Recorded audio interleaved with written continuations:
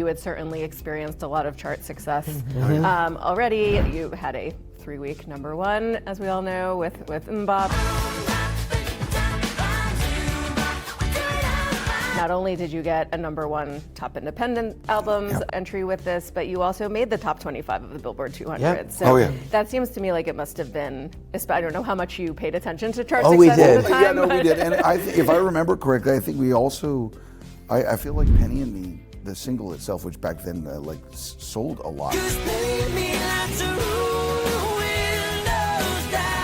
For an independent record especially. It was very unusual. That was a radio hit for sure. I just remember hearing it on the radio all the time. The reality is when people talk about the radio costs money, it does, but not necessarily in the way that's like, here's a bag of cash, and a guy with a cigar. There's maybe a couple of those, but it's really it's the mechanism of how do you get in the line and how do you cut through and say, don't play the Beyonce record or whatever, play the Hanson record.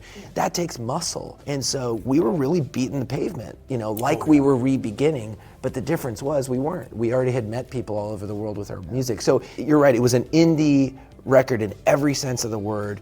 But at the same time, we already had this pedigree, we already had this kind of relationship. And so it was really just another chapter in the Hanson story. Just another chapter of people didn't know what to do with us. Yeah, exactly. Sounds like the name of our next documentary. What are we going to do with Hanson?